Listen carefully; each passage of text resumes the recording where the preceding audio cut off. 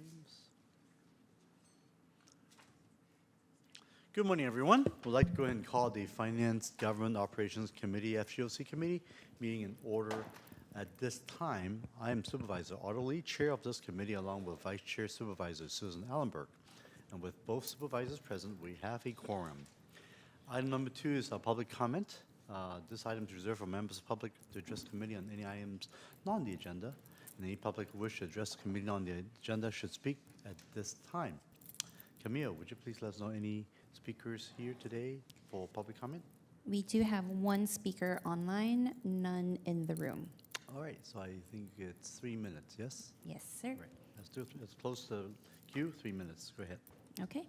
So our speaker is iPhone 56. You will have 3 minutes to speak. The timer will begin when you begin speaking. Yes, hello, good morning. I've told to this committee many times already that my kids are being sexually abused, and the way that we're operating just isn't correct, right? No one was willing to help me except for one person, and that was Daniel Chung in the district attorney's office. And I believe he was helping me. And a couple weeks later, it was announced that he was fired. And that also 2 wanted posters were hung in the DA's office, and he was escorted out of the office by 3 armed officers. I mean, I know that they said the reason was that he was fired was because he did he wrote an op-ed for the Mercury News against violence against Asians, and I mean, even if you took that as a reason to do that, it does seem kind of ridiculous that you do all these things to him because of that.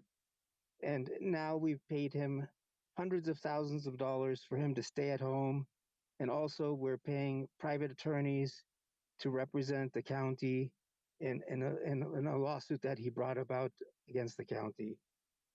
And I mean, when we're here, we're in a budget deficit, and we're cutting services and all this, and Jeff Rosen, he's wasting all this money when a perfectly good deputy district attorney was just trying to protect the community.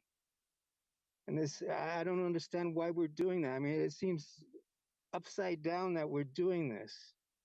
And I want to ask you guys, can you guys investigate this? I mean, even he said the attorney general should be investigating, but at least at the county level, why don't we investigate what's going on?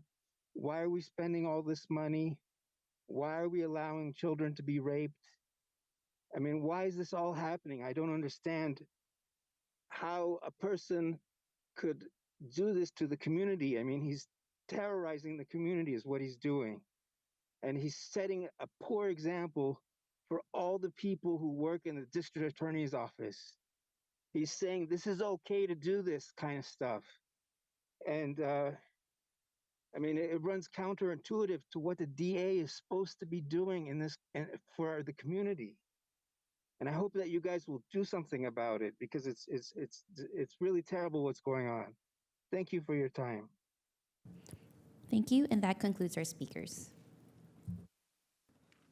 Thank you very much. Moving to item number 3, which is the consent calendar and changes to the committee's agenda.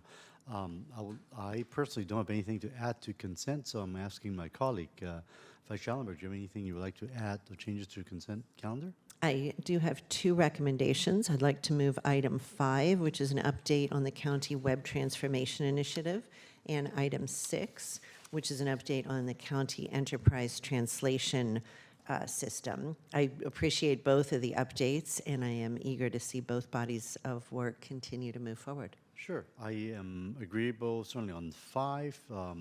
On 5, I do have to mention that there are some outstanding questions my staff has on an email. If I could get a response back from staff through email, I'm perfectly okay to add that to the consent.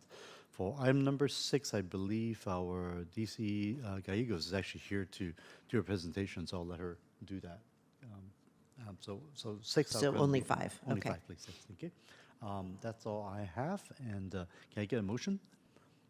Move approval of the consent calendar I'll with go the and addition of item 5. Right, thank you. And I'll go ahead and second that. And let's open public. Is anybody who would like to speak on the agenda on the consent? We do not have any requests to speak. Okay, very good. So that being said, close the public hearing and let's take a vote. Okay. Vice Chairperson Ellenberg Yes. and Chairperson Lee. Yes as well? Okay, thank you. All right. Okay, so first item today, well, that we are substantively talking off consent is the item number 4 from the Office of the County Executive relating to the Santa Clara County Fairgrounds.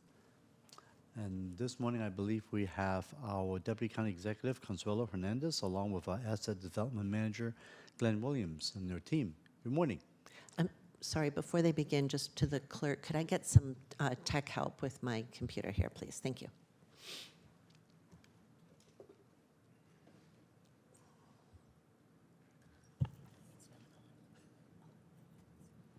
We should be able to go ahead. Okay. Somebody else. All right, sure. And Ms. Hernandez, you ready to go? Good Morning. morning, Good morning. Supervisor Lee and Supervisor Ellenberg, Consuelo Hernandez, Deputy County Executive. Apologies, I'm a little under the weather, and I hope you can hear me through the mask. Yes, we can hear you just fine. Thank you. As you know, I've been in my position for a little over 3 months, and part of my portfolio is the fairgrounds. And you both have known me and know that I deep dive and try to understand how things work. So I basically have spent the last 3 months, apologies. I'm here with Glenn Williams, our Asset Development Manager, and the co-executive directors for FMC, who are joining me today to share in the presentation. And I really want to give them a big thanks to Armando and Celine for spending the time with me, and Glenn. They gave us a number of tours. We meet with them monthly. So there's a little bit of background and context that I wanted to share with you today from benefiting of me being in my position and asking 1,000 questions. If I can advance the slides.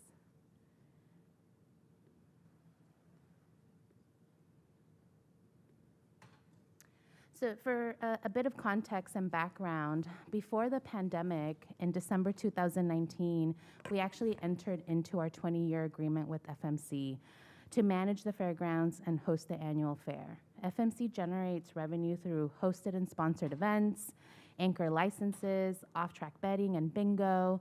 And there's a number of activities that go on. But as you know, during the pandemic, a lot of that was disrupted.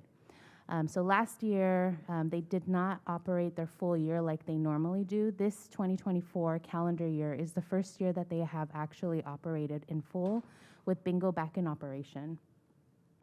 And since 2020, the board, through various actions, has directed the administration to consider enhanced uses at the fairgrounds.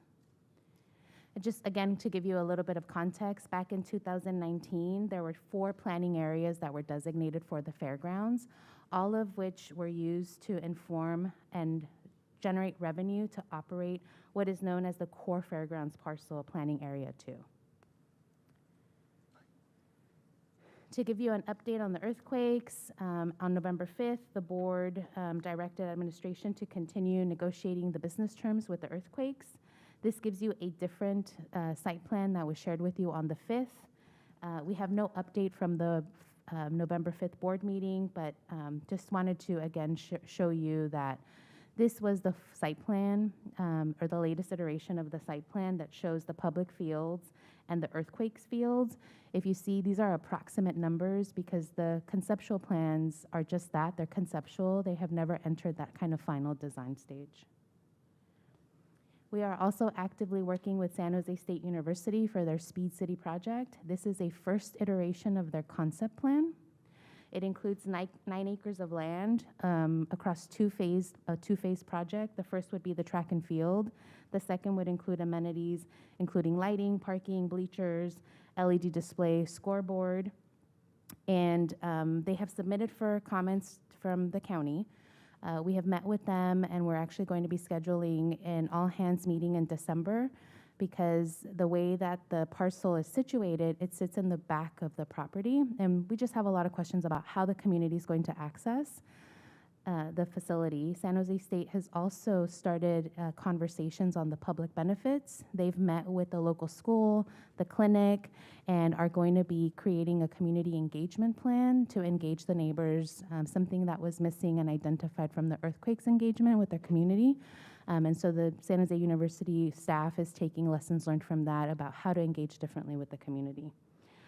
If you might recall, we applied for a state grant that has now been transferred over to the university, and the university is handling the reporting and showing progress to that. We have also executed our site access agreement, and that allows the university to do all of the due diligence that's needed for the property.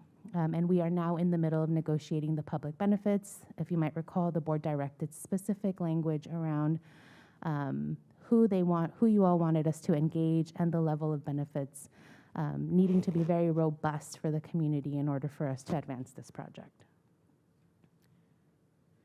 And then the third project that we have been working on through our Parks Department is a feasibility study for park and open space uses.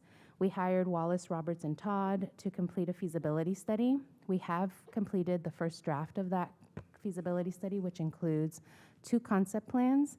You can see it's very outdated already, where it shows the cricket stadium that is no longer an option. And it does show the San Jose State University track and field, but it doesn't actually show in its latest iteration. So the administration is working on next steps, and we hope to come back in a few months to give you an update on that effort. The feasibility study report did include a pro forma, but again, the pro forma is outdated because it includes revenue from the cricket that is no longer at play.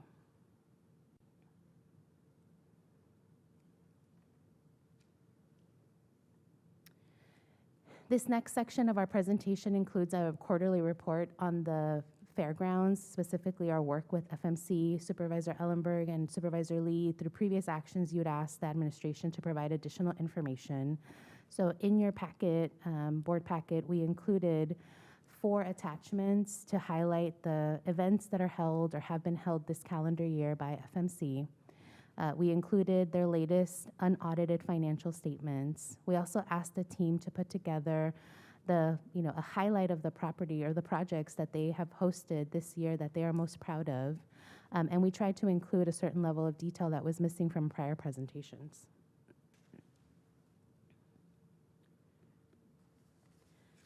Another update for you is that county administration is now meeting with the co-executive directors monthly to build that relationship. I think we had our best meeting on Friday, where we had the opportunity to review a draft of their calendar year 2025 or their fiscal year 2025 plan, and we're able to give them feedback on the assumptions that they're making on revenue, some of the hosted events, talk through the license agreements that they're working on, and it really made for a really good conversation about prioritizing any improvements that the site needs and how to address some outstanding code violations. We are also attending the monthly FMC Board of Directors meetings and provide updates on the park and recreation planning activities. And finally, we're coordinating internally with various county departments to develop that capital improvement priority project list. There are some outstanding planning code violations. Our facilities and fleet team has been out there looking at the property to ensure that we're looking at wear and tear, roof, maintenance, and that it's all coalesced into one plan and not, the FMC team doing one body of work that is not coordinated with FAF and the reverse.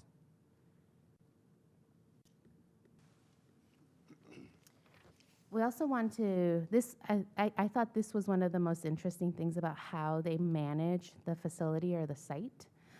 Again, we have the core that is the fairgrounds, but they also manage 15 active anchor licenses, and that occupies about 28.7 acres in areas 2, 3, and 4. And they collect monthly fees. In September, they collected $225,000 for monthly fees. So you'll see anything that we do in these areas will impact that revenue that's generated monthly and then over time annually. And sometimes they're very creative and they're able to lease out spaces in you see the red acre, like you'll have 1 acre, 1 acre, 1 acre, but sometimes they'll have somebody that comes in that's interested in the 3 acres, and they have the ability to actually lease out larger spaces.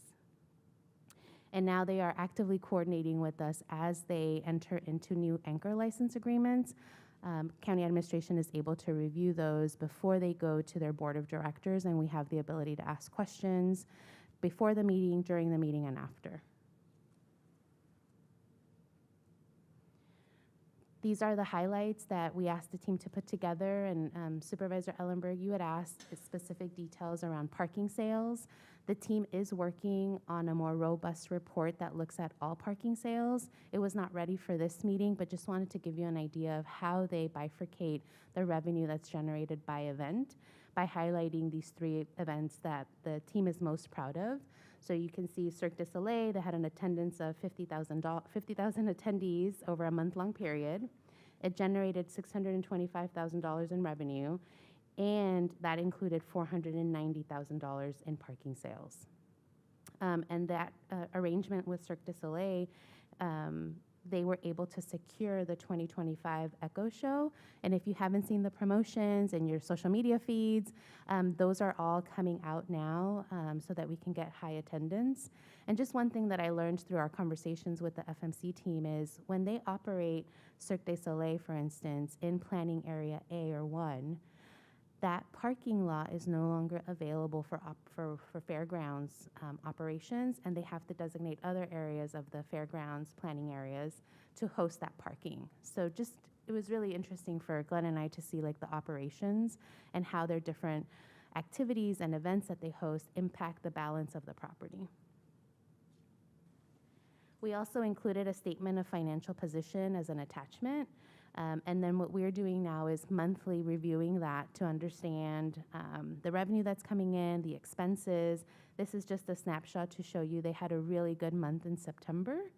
And they, if the current projection and trends continues, they will end the year in the black instead of the red that they have seen. And the team has shared with us and that they are attributing that to actually having a full year of activities, whereas in 2023 there were 4 months that there was not a ton of activities that were bringing in revenue. It keeps reverting back to the other slide. Apologies. And that concludes our presentation. This is a very kind of preliminary draft report. We will continue to change it and augment it based on the questions that you might have. It's also a learning every time we meet with the staff about different things at the fairgrounds. And with that, we're happy to take any questions you might have. Thank you, Consuelo. Let's see if we have any members of the public would like to speak. We do not have any requests to speak. Okay, I'll go ahead and close the queue for the public hearing. Supervisor Ellenberg, please.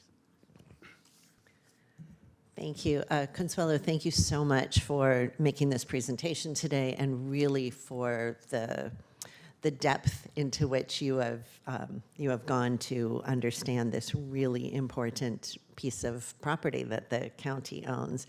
I want to also thank the leadership, Celine, Armando, and Sandy, who have stepped up in really meaningful ways during this transition year. So thank you very much for your commitment.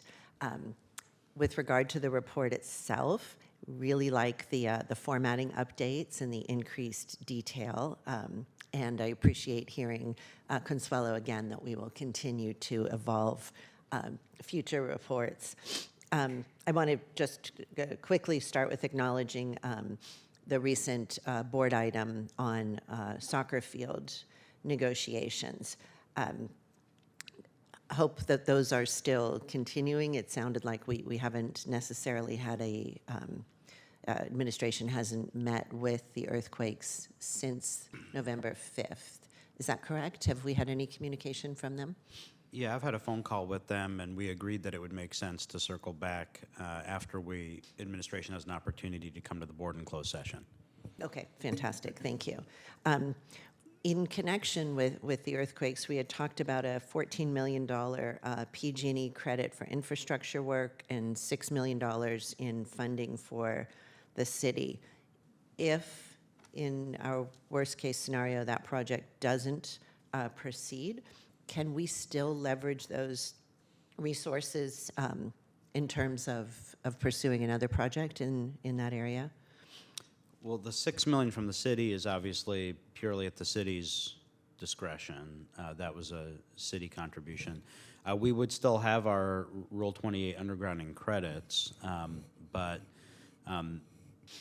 the work where that was proposed to occur, Umbarger is a city street, and so the reason that the proposal was to transfer our credits to the city for the city to proceed with the project is it really is a city jurisdiction, and we were helping assist with that funding so that the city wouldn't be needing to utilize its own Rule 20A funding for that particular project. So presumably in the event that there were other projects happening along Umbarger, that's an element of those projects that would probably be incorporated in something in the future.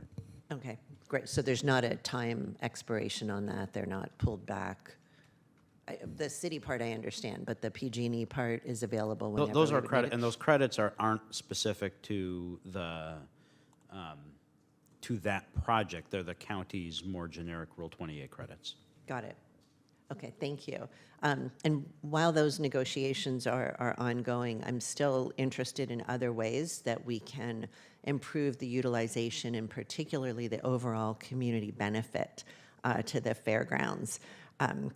The new board, of course, will need an update on redevelopment negotiations.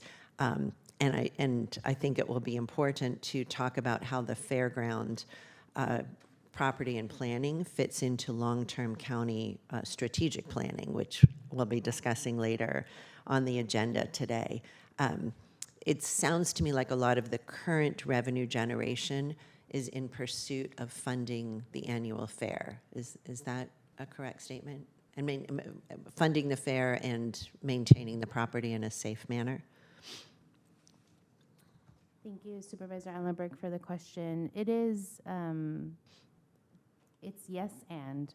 Okay. The FMC also sponsors a lot of events that are free to the community. So it is the fair because that's the biggest expense annually, but they also generate revenue to host events for the community.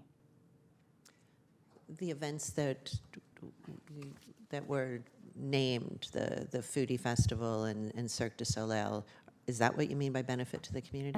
No, Supervisor those aren't Allenberg, and this is again part of my, learning I hear you. of some of the hosted events that are actually free to the community. There's no fee that's charged, and members of the community can come and participate. Those still have a cost that's associated with running them. And they don't always generate enough revenue to support the operations of those events. And that's where they, if you think about them generating revenue overall, a portion of that is to cover the expenses for the fair. And then there are smaller events that they host throughout the years that also don't generate enough revenue. Got it. Can you just give me maybe someone from the team an example of a couple of the free to community benefits, free to the community activities? Hi, Supervisor Ellenberg. This is Celine Duarte, Co-Interim Director of the FMC. Another event we would host would be, we have a music series. It's this year we did 4 weeks, but in the past it's been 12 weeks that we would have that. We also support many county events like the Veterans Down event and those types of events. Those are the types of events that she's referring to where we don't really drive revenue. Most cases we're only billing for just the basic services like maybe security and janitorial, but all other fees are either completely waived or covered by FMC and not by the public. Thank you. I would be interested in the next county report, quarterly report, to include a list of those activities just in the past, probably just in the past year or two since we had the pandemic, and approximate attendance for each. I want to get a real understanding of don't worry about duplication, but a general understanding of how many members of the public are taking advantage of these programs each year, please. Just to give you a quick idea, if you look at the calendar, we do kind of highlight them. In the back, she has a calendar of you. events. And many of Oh, them, that's we true. do note, like if they're hosted events by the county or if they're hosted events particularly by FMC. And so that will give you a rough idea, but we can generate a report as well. Perfect. Thank you so much, and thank you for reminding me that calendar is there. The anchor leases, and all of the leases that you showed on that map, are those long-term as well? Are those 20-year leases for the most part? No, they cannot be longer than 12 months. Oh, okay. So it was a change in our new FMC agreement that was executed December 2019. So anything over 12 months requires conversation with county administration. Great, so we have some flexibility there. And I respect that bingo and OTB bring in revenue, but certainly in the long term, I don't think of these activities as assets either for the neighborhood or consistent with the mission of the county. And I'm really, really eager to see greater public benefits that are in line with our mission of serving communities first and foremost with the highest needs. One item I think we could move forward on, if there's board will, with relative ease, would be an all-inclusive playground on the site. I know we have grant requests out to each of our districts. There's concern about what the outcome will be and whether we will get any takers.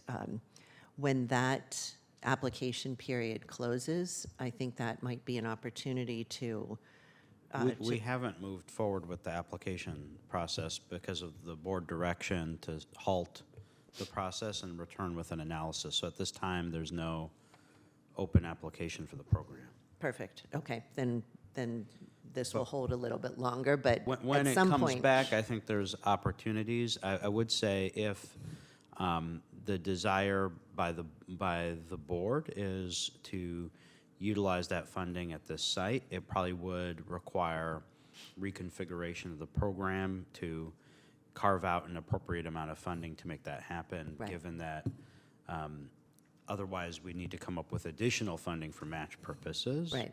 on top of the funding the county would otherwise be providing to the program. So I think realistically, if that's an opportunity the board's interested in, that we should probably reconfigure what that pot looks like and designate a portion of that specific to this as opposed to part of the general application process, since I don't think people would view an application from ourselves as part of a competitive application process. fair enough. And I know we also, Supervisor Simidian's initial hope was for $10 million. We've done 5. Just something to think about, because that's very much within our control. We know how to do all-inclusive playgrounds. I see that as an example of a really high-quality community benefit in that neighborhood. Would also think about, and this is really just food for thought, I'm not asking for particular action here, but thinking about La Avenida project, a cultural district in East San Jose, got me thinking as well about how we can combine revenue-generating uses with community access.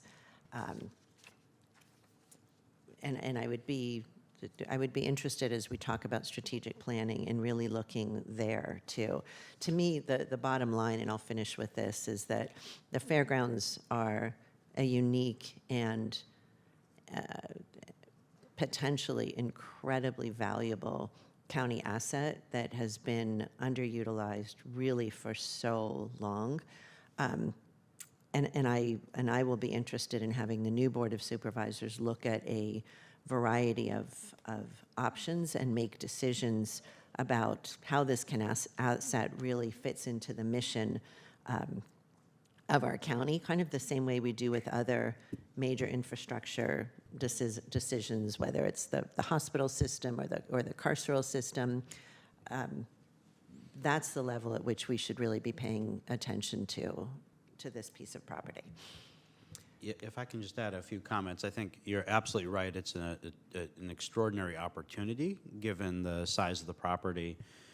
We do have an item that FGOC has already approved forwarding onto the board that administration has pending regarding the relationship and structure of FMC and its relationship with the county and county administration that I think is part of these conversations too. And I just wanted to remind the committee of that. We haven't forgotten about that item. But that's an item that is pending that I think makes sense as part of these broader conversations, because one of the challenges I think that's happened, very, very well intentioned, but I think one of the challenges that's happened over the last few decades is a kind of disconnect between fairgrounds, bigger picture long-term planning, which is necessarily a county function, and the actual oversight and operation of the day-to-day activities at the fairgrounds, which has become over time pretty disconnected from the rest of the county conversation, and a need to bring all of that, I think, together in a way that's integrated and makes sense, given that there's inherent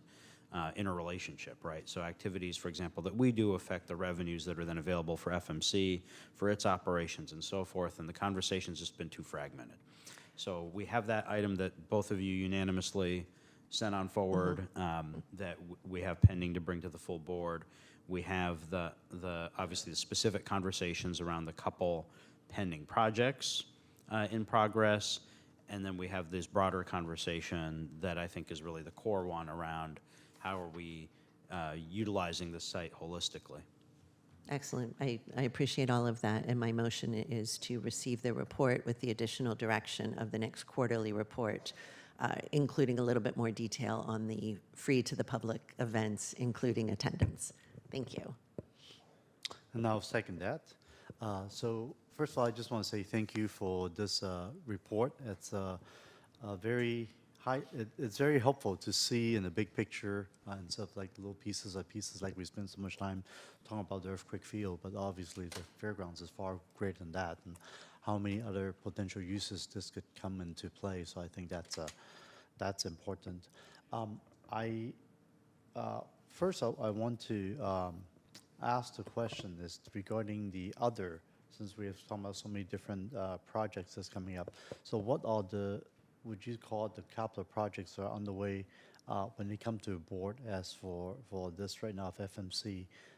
And if not, maybe you could bring it back maybe next year to us in the next report to let us know what are these bigger capital projects we're talking about. Because, like, for example, you mentioned that the cricket, 12 acres is no longer at play now. So when we do about that in the future, that's something we could incorporate in the next report. I think that would be helpful. Go ahead, Consuelo. Thank you, Supervisor Lee. I did want to flag for you that in December, we hope to present the 2025 FMC program that will include a section on capital improvement projects. Great. And that'll come to you in December. Wonderful. No, that's exactly what we need to see. So thank you so much to look at the bigger picture. Another one I do want to mention is thanks for all the great work you do, because there's so many free events that's happened that's, let's face it, it's gone unnoticed, but it's absolutely a huge benefit for the community. Specifically, the one I'm most familiar with is, of course, the Veterans Stand Down, where we did it only for, I think, a couple of days last year, but this year we actually do for 3 days. Extremely well attended with the outreach, and really thousands of our veterans have been served in those 3 days, and help them to reach services in the future as well. So those are really important work that we're doing, and so I just want to thank staff for making that happen this year so successfully. And I really appreciate this highlight event list that you provided us, the ones that these are the biggest, I would say, moneymaker or revenue generator for us, right? So, for example, you mentioned the Cirque du Soleil, the Foodie Land, and that the El Giraso Latin concert. A couple of takeaways. One takeaway I thought was interesting is that the one that per day wise makes the most profit would be the concert, the Latin concert. So that almost, and then you mentioned in there that there will be potentially even a couple more concerts coming this year. So the question would be, gee, maybe this is a good concert venue in the future. So if that's the case, maybe we could attract some high, interesting, singers and music artists, whatnot. So I think this would be quite exciting. All right. Now, the other thing is, of course, the issue of revenue. It's like the question is like, it's not about how much you make, but how much you keep that matters. So in this case, you mentioned on Foodie Land, For 334K revenue, we made 235 for the 3 days. For the concert, we brought in almost 200,000 on the revenue, and we kept like 150 or so, right? So that's pretty good. On the Cirque du Soleil, it says the total revenue came out to be, I guess on 24 was 625. 2025 wasn't as clear. How much do we make off of the whole month rental on this for the Cirque in terms of profit? Do we have any rough numbers?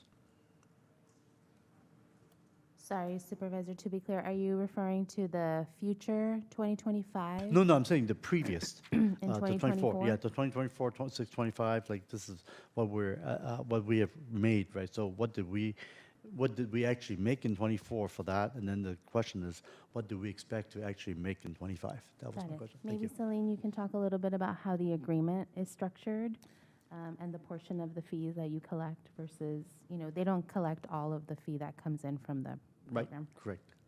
Yeah, so the thing with Circus du Soleil, we collect a license fee, which is like the rental of the grounds, and then we share revenue shares with parking. And this year, as for our 2025 agreement, we increased our parking revenue share. So we'll be generating more in parking. We also negotiated the license agreement fee to be increased. And then in addition to that, we negotiated to add a percentage of their food and beverage sales as well. So it will increase for those three areas. Great. So I think our last year revenue was about 625. Right. Do you remember how much of that is actually profit? I do not know off the top Like of what my the head. cost would be? Yeah, so I think it's important for us to do that calculation as well. Okay. To know, I mean, at the end of the day, it's the benefit to have Cirque over here, but we certainly should make something out of it. Yes. So- And they benefit us in, many ways just from their marketing and other True. things, the awareness of the property that we have and Absolutely. the nice facility that it is. Right, exactly. So, great. Okay, that's all I have. And I think that's all the questions I have for today. So thank you very much again. Let's go and take the vote. Vice Chairperson Ellenberg? Yes. And Chairperson Lee? Yes, as well. Thank you. Thank you. Thank you. Okay, item number 5, I believe, was on consent, so let's move to item number 6, which is the Technological Services and Solutions Department relating to proposed County Enterprise Translation Management System. And this morning, I believe we have our Deputy County Executive, Sylvia Gallegos, along with our Acting Chief Information Officer, Amin Mashlehi, and Program Manager 3, Ricardo Romero Morales. Good morning. Good morning. Sylvia Gallegos, Deputy County Executive. And as you noted, we have our acting CIO, Amin Moslehi, in the back of the chambers.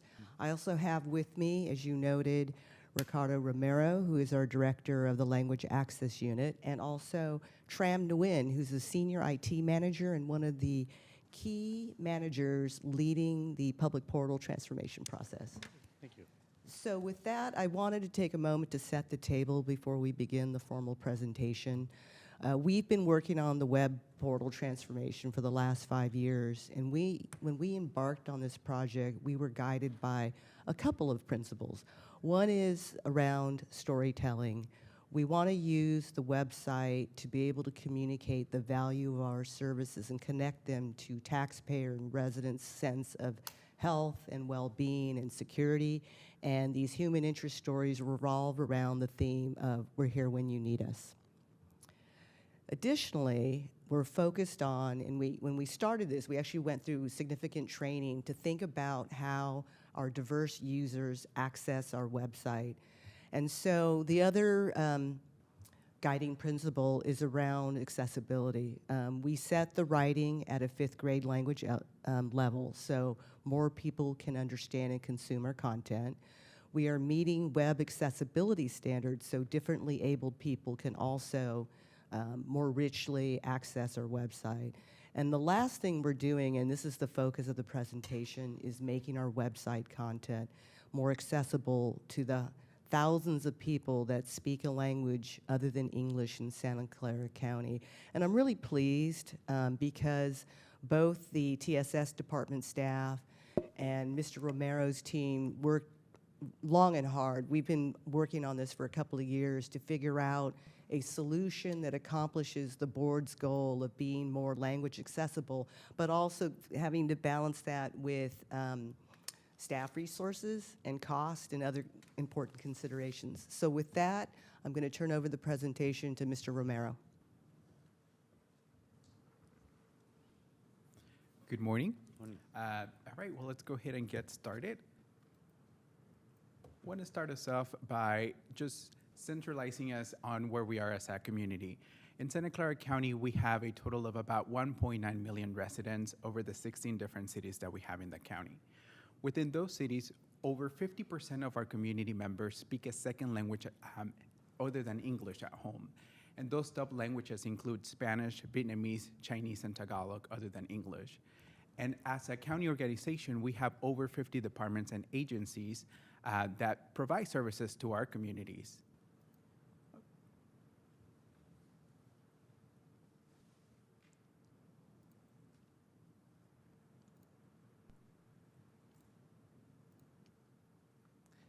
And what I will do today, I'm going to walk you over what we have been able to accomplish in the past 2 years that we've been working at this. In early 2022, we were able to establish the Language Access Unit. And from there, we were also able to update our language access policy in where we were able to come back to the board to ensure that language access was being implemented at all levels, at all different levels. In early 2024, we established a website translation advisory group, which is comprised of different individuals representing different departments and agencies across the county that provide services to our community.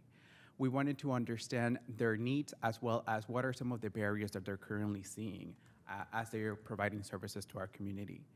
In March of this year, of 2024, we started to explore different technologies in AI to see whether they were going to be able to meet our needs.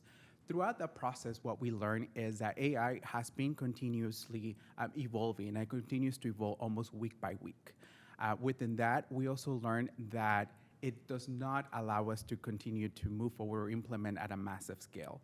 And that is because at this point, AI lacks fully being able to understand the context of a text, as well as any new cultural nuances that might be coming on.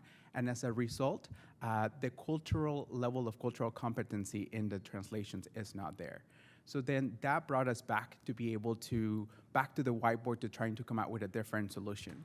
In June 2024, we identified those requirements and tried to come out with a robust solution that will be able to meet those different needs that we have across the county. In July 2024, we went back out and we conducted demos with different vendors who we believed had the solution that we were seeking for. In August of 2024, we obtained approval to use generative AI for this particular trial. And then in October of this year, we conducted 2 trials with different vendors. And these trials primarily were for us to be able to understand how the technology works and ensuring that it is compatible with our content management system, which in this case is Drupal. At the same time, simultaneously during this timeline, the Language Access Unit has been working to develop language style guides in Spanish, Chinese, Vietnamese, and Tagalog to ensure that all of the translations that we are producing inside of the county maintain the same tone and style as they continue to go out, as well as creating and updating our glossaries. Next slide, please. In terms of our current state of translation, across our county websites, only about 10% of our county websites are translated, and currently those have been translated by humans. When it comes to the capacity that we have internally in the county, we have approximately 23 translators, and that is combined with the Language Access Unit, as well as the translators that we have in the health and hospital system. Now, the translators that we have in-house, they only are able to translate in Spanish, Chinese, Vietnamese, and Tagalog.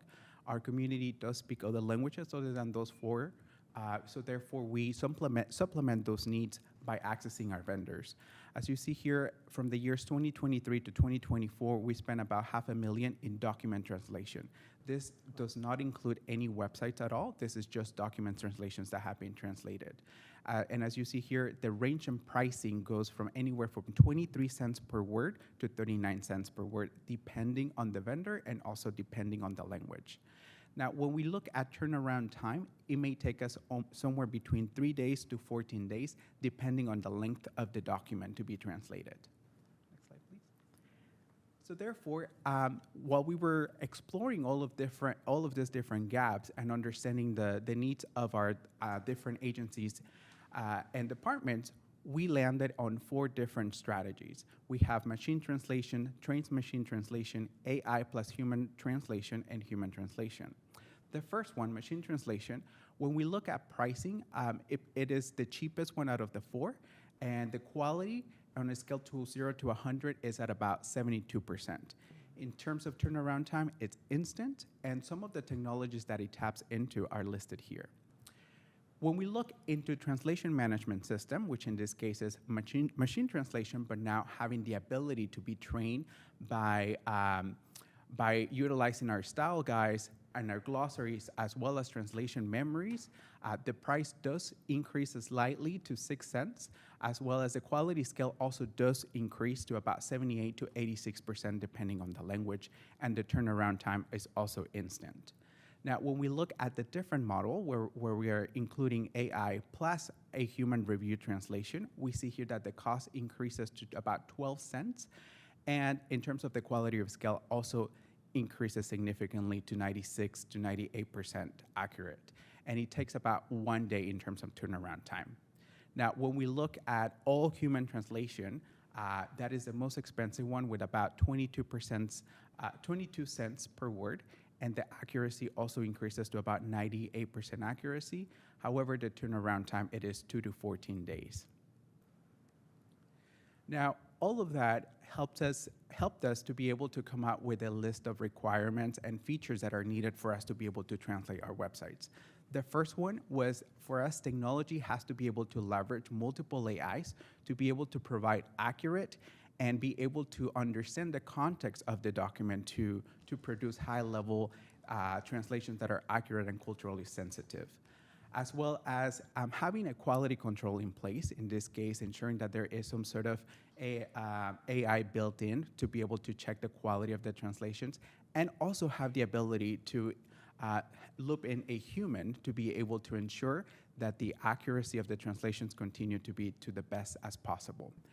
Also, we wanted to ensure that this solution is something that we can scale at a larger scale to be able to provide the translations in a timely manner to over 50 departments and agencies. And of course, we wanted to ensure that we continue to localize the language here for Santa Clara County, especially for our different communities that we have, such as our Vietnamese community, and our Spanish-speaking community as well. So in the way that we're doing that is by inserting and ensuring that we have glossaries and we have style guides in place to be able to train these machines.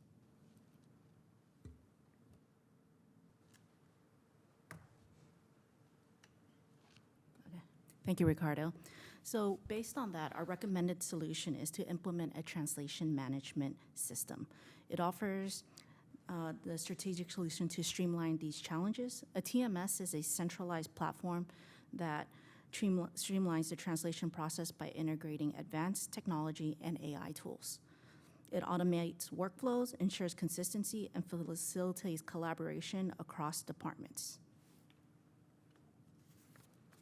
The benefits of a translation management, as Ricardo pointed out, is that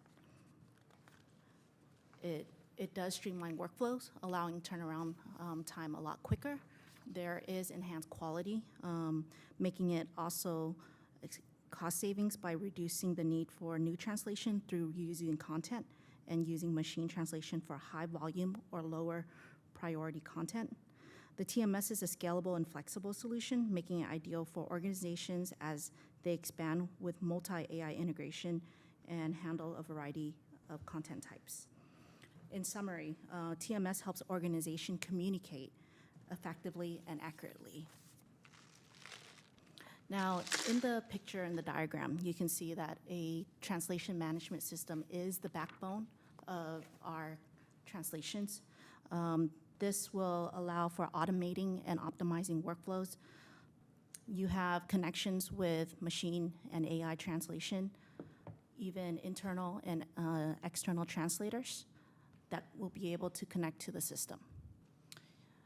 The Drupal CMS users are able to take their documents and web pages and define what they need translated. It feeds in through our translation management system, and then the output will then show the end users the translated content as they desire. The next steps that we will have following this is to work with OBA to analyze the cost implications, OBA and CEO, and then we are set to initiate an RFP process next month is going to be working in our plans.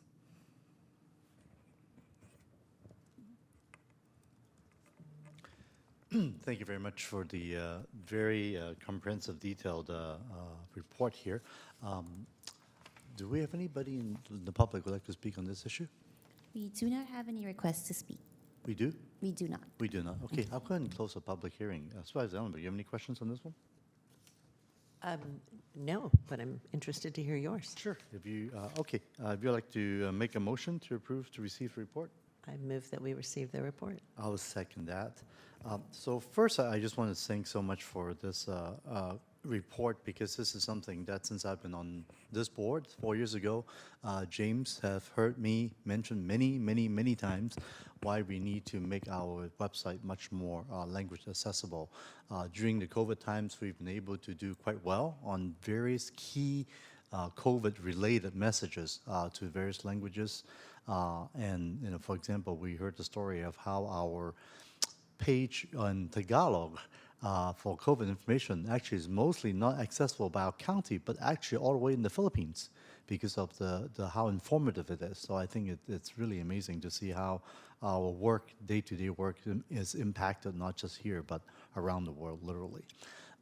That being said, the technological advancement of AI, artificial intelligence, has clearly improved significantly in the last few years, and translation is certainly one area that we are seeing a tremendous amount of improvement.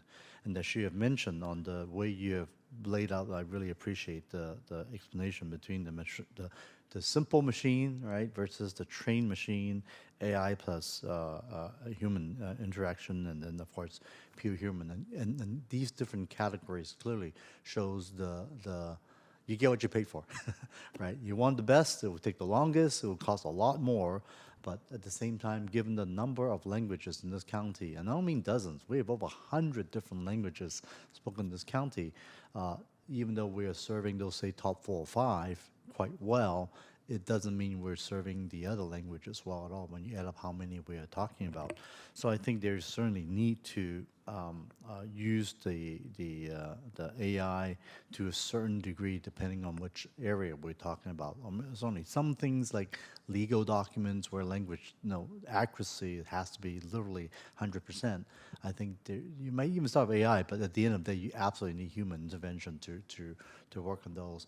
On the other hand, if we are trying to cover all those, say, 95% of languages that we are not able to afford using like human translations involved, I certainly do think that there is a very important need of at least having the trained machine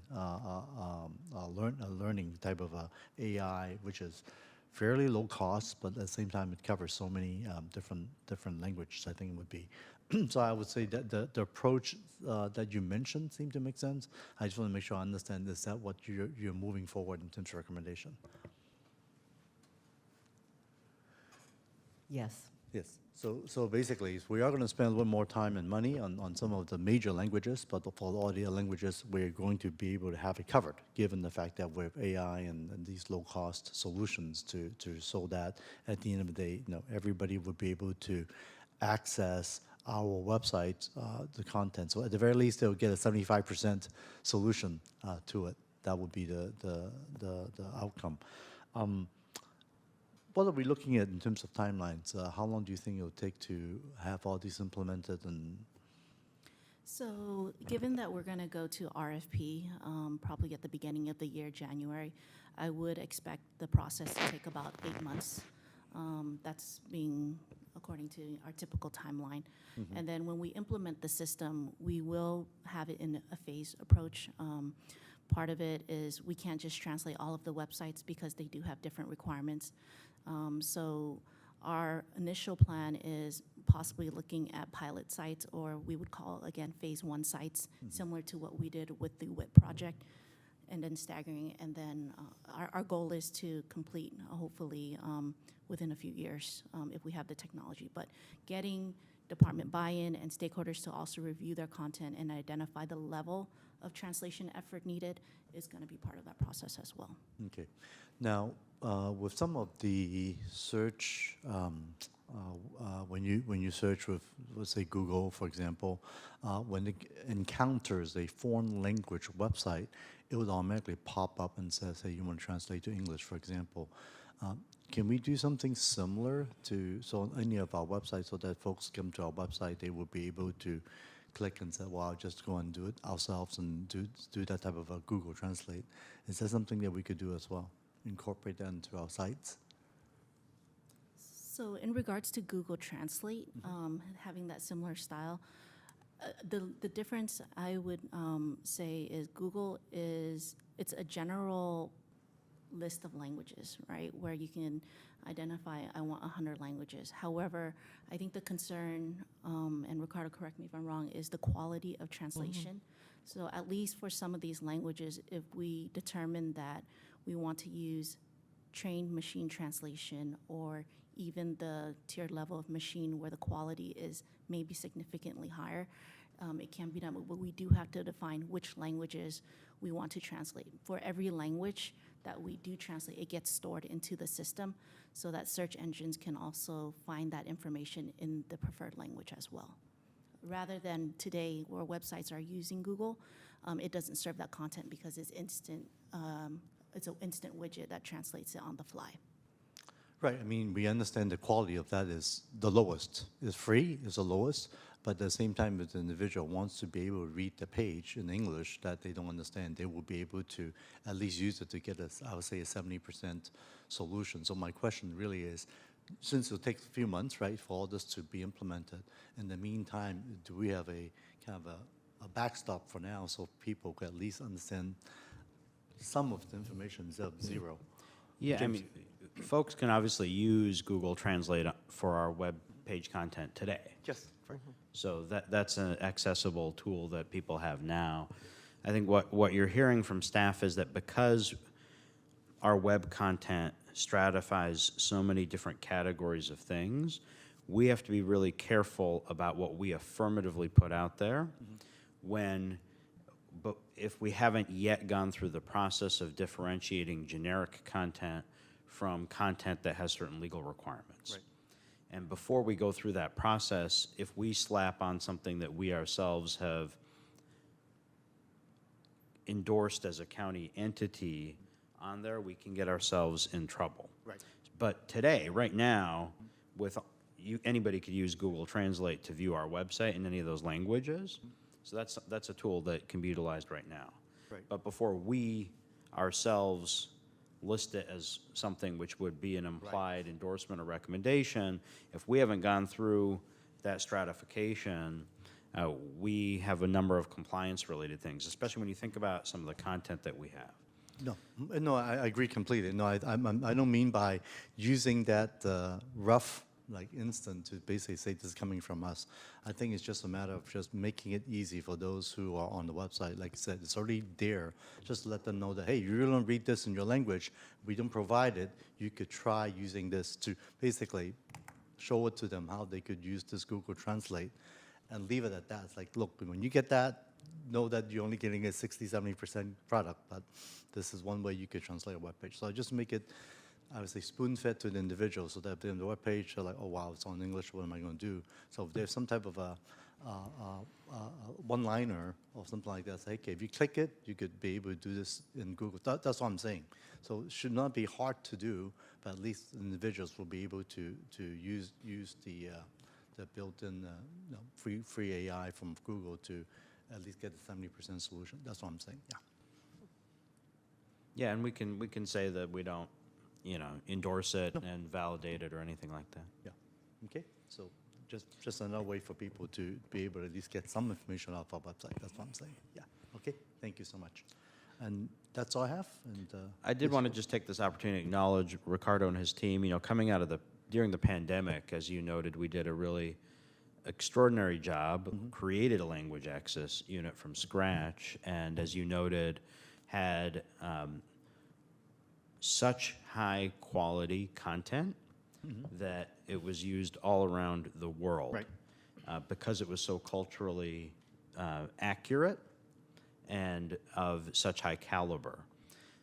We've taken that and we applied it to other emergencies. We've integrated it and built it into our entire emergency management framework. We were actually the ones providing, for example, translations on evacuation zones for CAL FIRE, which you would think as a state agency would have capacity, but they did not. That's now become kind of our default standard for emergency response. But then we took it further and we have, this incredible resource now that we utilize. And I think what sets it really apart, right, is the quality of that culturally relevant, sophisticated translation that's different from just the Google Translate we were just talking about. So I just wanted to take the moment to really acknowledge Ricardo, acknowledge his entire team of folks that we have in-house that reflects the strength of our diversity as a county organization and as a community. Well done. Yes, thank you very much. And if we say diversity is our strength, this is exactly how it's working. So thank you very, very much for your awesome work for these past few years. And I think your work actually helps save lives, basically. So thank you very much. All right, that being said, shall we take the vote? Vice Chairperson Ellenberg? Yes. And Chairperson Lee? As well, thank you. Thank you.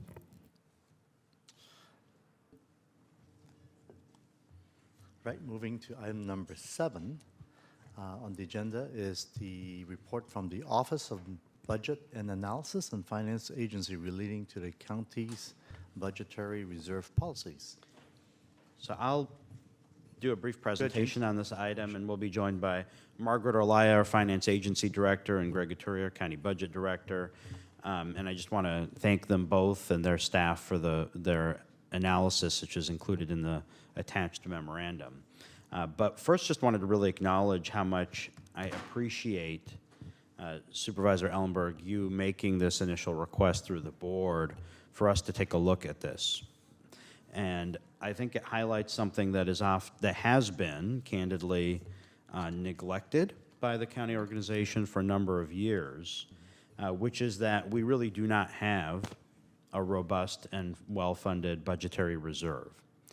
We actually have good language in the ordinance code that says that the county would have a reserve of 45 days worth of working capital. And I want to put that in context of what that means. That means that we would ideally have reserved 45 days worth of money that it takes to operate our normal business. We have a more short-term goal that was established by the board many years ago of at least trying to have in reserve one pay period's payroll. Just one pay period's payroll, which is now almost $200 million. That's how large an organization we are. Unfortunately, as you see on page 7 of the attached memo, today, that ordinance code cash reserve is 0.47% funded, and we are far shy of even having one payroll worth of reserve. The general standard that's out there, it's not a rule, but the general kind of recommendation is to actually have about 60 days of operating revenue on hand. Again, the ordinance code is 45 days of working capital. But given the gap that we're facing between where we are today and where that is, our recommendation is to maintain the current written policy, but to start taking more aggressive steps to fund it. However, we need to be, I think, very clear about what that means. And this is why we don't have a funded reserve at the rate stated in the county's own policies. What it means is, in times of surplus, not spending that and parking some of that in reserve instead. That is not what this organization did in the decade of growth. And if we're going to take steps to address a reserve now at a time of budget deficits, it means not only further restraint on spending, but acknowledging that that contributing to these amounts on an ongoing basis has an impact on the current budget. All that being said, I think given the uncertainty in the overall macro environment, especially when you consider what's happening at the federal level, the fact that we do not have this reserve in place leaves us so much more vulnerable than we otherwise would be. And I do not think, my recommendation anyways, I do not think it would be prudent to wait to start taking steps towards building up these reserves, even though we are in a very difficult fiscal environment. That said, given the environment that we're in, I think we do have to proceed modestly. And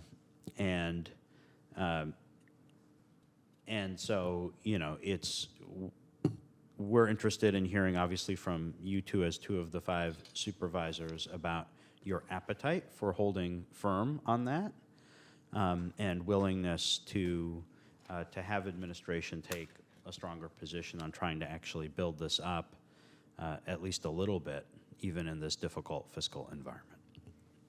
And we're, of course, very happy to answer questions, but I just wanted to frame it with that frankness. Thank you very much, James. Actually, let me see. Is anybody in the public who would like to speak on this item? We do not have any requests to speak. I'm going to close the public hearing. I know we have lots of questions, so yes, Supervisor Ellenberg. Go ahead. Thank you. And James, thank you for being so very direct right now. I think it has been hard, excuse me, to have an appreciation of how dire our situation is when our overall budget has continued to grow, and I think there has been a lot of confidence that, well, if not this year, next year, we'll be fine, and I certainly hope that is the case, but I think we have an opportunity here to do some resets. First, I want to just express appreciation for the report. It's clear, it's scary, and I appreciate the historical context that was included. I think as we start to talk about our county strategic plan, we need to have these numbers in front of us all of the time so that we are not making policy decisions that are disconnected from financial impact. And just, you know, things that have been kind of going through my head are ongoing hospital expansion, including the acquisition of RMC, decline of cash reserves due to the COVID response. We're going to have seriously increased costs related to implementation of Proposition 36. Voters said, no, we cannot make it easier to raise capital by voting down Proposition 5. So I think this is a period of time where we really need to be laser focused on providing the highest quality county services to the individuals in our community with the highest needs.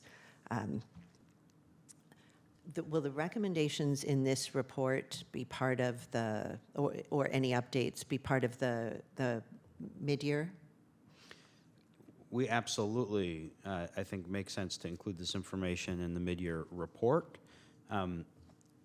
We will, we're not recommending any policy change in this, given that the ordinance code, we believe, establishes a reasonable goal for reserve, which is the 45 days. Right. I mean, we could revisit the 45 days, but there's no, given how far away we are, that seems just silly right now. But, you know, I think it maybe long-term goal would be to adjust that to the 60 days. But given that we're not even 1% of the way there at the 45 mark, I just don't think that's a conversation that's relevant right now. So I do think providing this information to the full board at mid-year makes a lot of sense. We're not recommending a policy change. I think the question that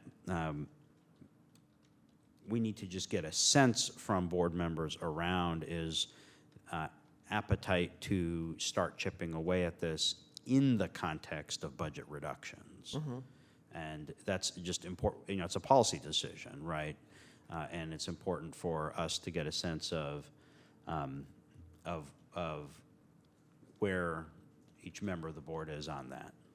Yeah, and it is really hard to think about reductions when we know that the need is increasing. And I'll call out specifically the fear and uncertainty right now in our immigrant community. They are in need of additional resources to help us protect the residents for whom we are responsible. I think there will be other similar targeted population challenges, and the work that we're doing, frankly, is vital. Supervisor Arenas and I have been participating on an ad hoc committee that's going to bring, either in December or January, some recommendations around the referral process. And so a piece that I think we might want to be pointing out is board referrals often note at the top that there's no financial implication, and that is technically true with regard to the report back on options. But I'm just thinking about how we might ask for a little bit more clarity early on about expected costs were this to be implemented and potential funding sources. And we have had a reliance in the time that I've been here, and I have utilized this as much as anybody else, the contingency fund, that we can take money from that, we can then replace it. And I think over time, those one-off projects, those beginnings of work really add up. So while I'm not proposing, any sort of outright restriction, I just think that the referral process will benefit from having more information early on about funding impact and potential funding sources. So more to come on that. I'm happy for today to move receipt of the report with thanks. And I'll second that. Okay, thank you very much. So first of all, thank you, James, for the the comprehensive report on this as well. And I do have some follow-up questions on the reserve issues. Interestingly, I see you have used Sunnyvale as an example of their percentages. Maybe you We could. thought you'd like that, Supervisor. Yes. Well, that too, but at the same time, I think it's one of those cities in our county that not only because I'm from there, I'm proud of serving there for 8 years, but the fact that it has always had a very, very robust and good reputation of being well-managed financially for many, many decades, honestly, because of the fact that there's a 20-year budget cycle that we plan on things the way Sunnyvale does things. So I just want to maybe have you explain why this is so important as a highlight that you're doing to see as a potential model of what county should do. Yeah, and to be clear, we're not proposing that we adopt Sunnyvale's actual model, but we call it out as a specific example because it stands apart from a lot of jurisdictions in not just having a robust reserve and planning process, but in having built a culture around that that has been able to maintain and sustain that in the consideration of programming and service expansion. And I think that's really the differentiating factor, because there are other entities that create reserves, but they kind of look like this, you know, up and down and up and down.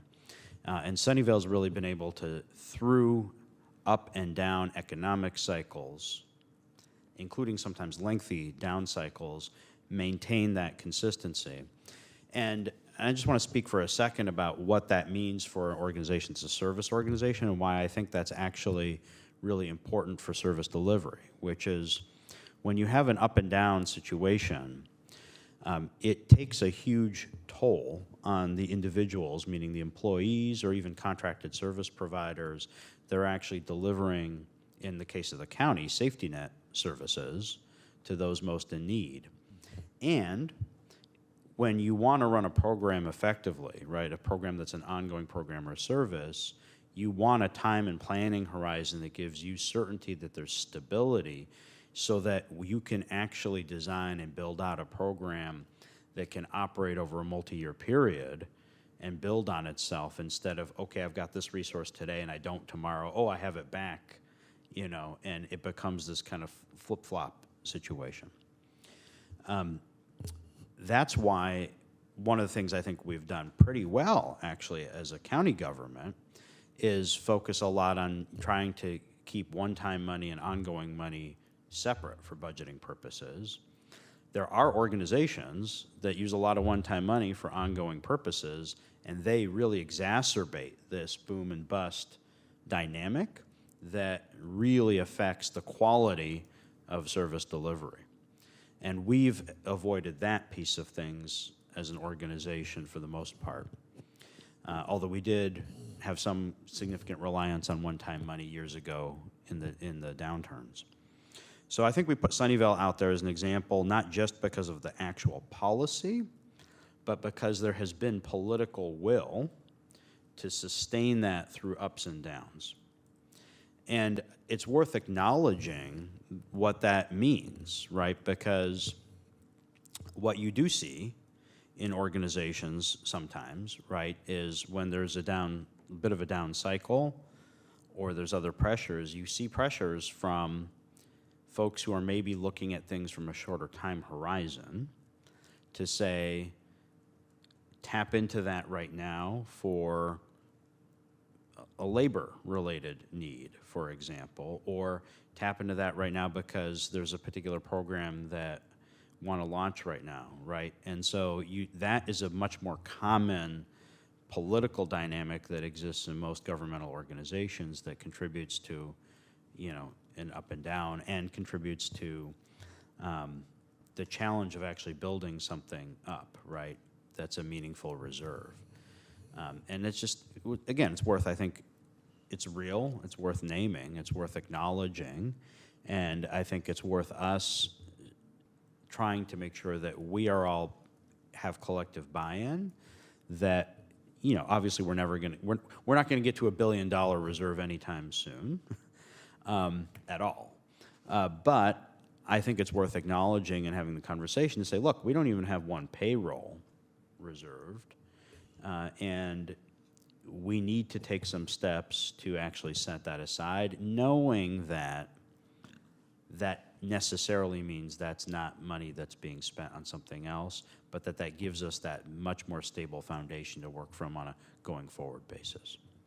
Yes, Zellenberg, you have a question? Thank you so much. Yeah, I'm just thinking for either of you about the Sunnyvale model. Certainly, not that it's anywhere on our horizon, but a cap on reserves is important too, because I definitely don't believe in amassing cash that sits with the government and doesn't go out to take care of people's needs.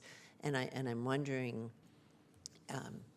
if you know, in Sunnyvale, when they have had down budgets, reduced property tax, sales tax, whatever, have they gone into the reserves to make it up so that services weren't cut and people were not laid off, and then rebuilt it back up, or have they just not spent it?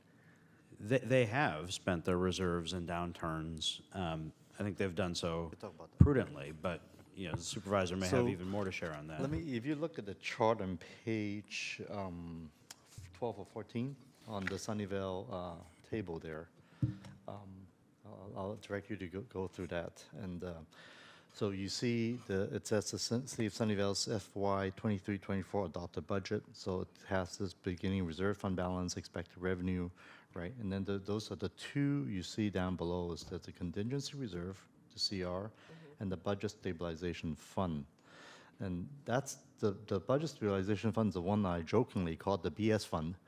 The what? The BS fund, budget stabilization. But what really does is the fact that it is built in for a expansion in good years. In the good years, this fund would just keep growing and growing and growing, because we know that the economic cycle, which is usually about 7 to 9 years, is going to go backwards. So while we grow this during the good years, when lean years are happening that we're not going to balance the budget normally, this BS fund is how we're going to reduce, and by design, it actually could go all the way down to zero in order to make sure that the type of the ebbs and flow that we were talked about, these programs we've started, we want to make sure funding is continuing and not cutting these programs. That's how, in principle, in theory, this is how exactly that works. So this fund is designed to expand and contract based on economic lean and fat years.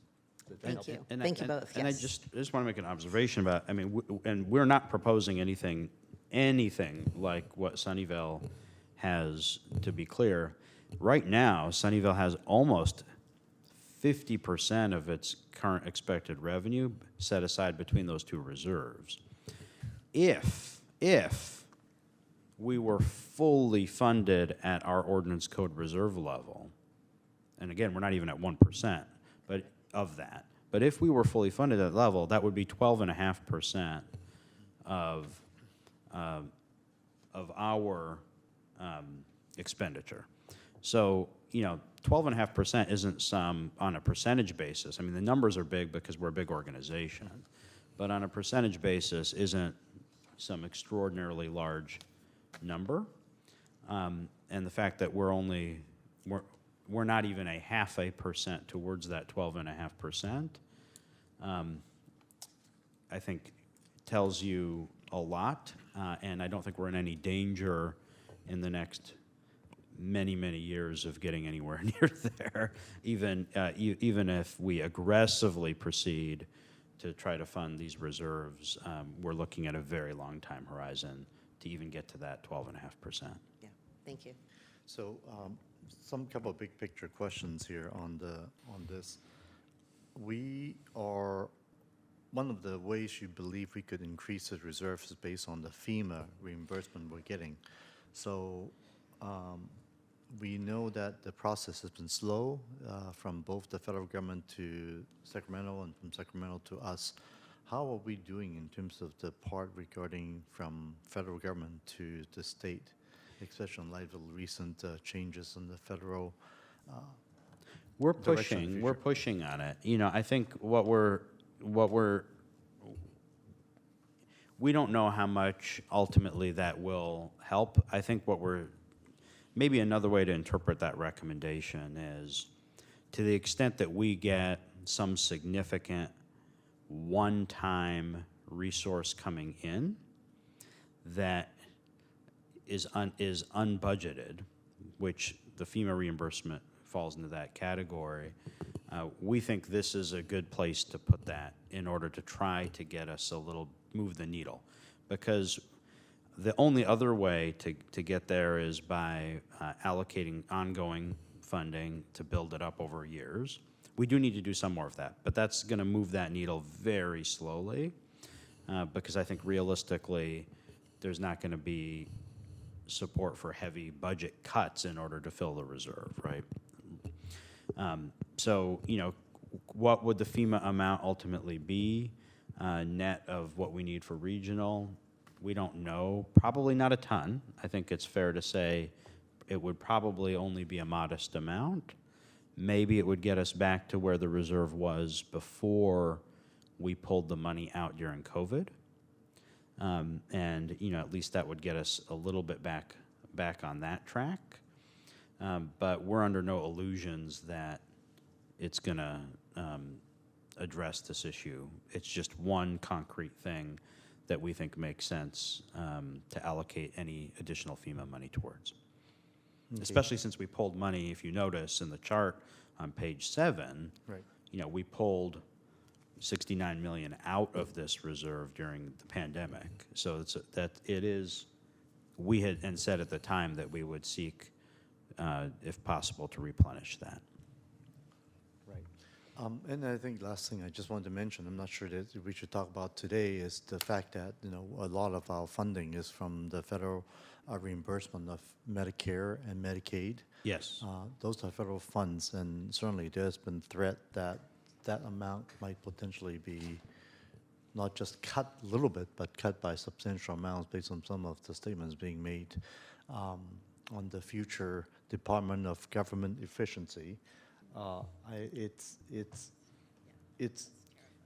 numbers are terrifying, and I just want to mention that to make sure that we are ready to at least estimate what the impact is going to be, because we certainly want to protect our most vulnerable communities, and this is going to affect that directly. Yeah, let me share a couple thoughts on that.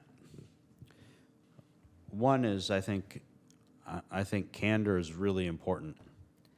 There is no way, given how reliant we are on federal healthcare related revenue, there is no way, if there is a massive disruption to that revenue stream, to fully mitigate that impact on the organization or our community. There just isn't. We're talking about billions of dollars a year. There just isn't. And I think we got to acknowledge that. Now, are we an organization that is talented and innovative and flexible and diligent? Yes. Will we take every step we possibly can to the best of our ability to reduce the magnitude of impact? Yes. Would we need to look at other options to, for example, generate additional local revenues? Yes. You know, so there are things that we can do, but there's two things that are just real facts that we have to recognize. One is, you know, if you're talking about $1 billion a year, for example, of just supplemental Medi-Cal revenues streams, that's real. And second, we're obviously not in a position with reserves to try to address that, given how limited our reserves are. So I think it's important.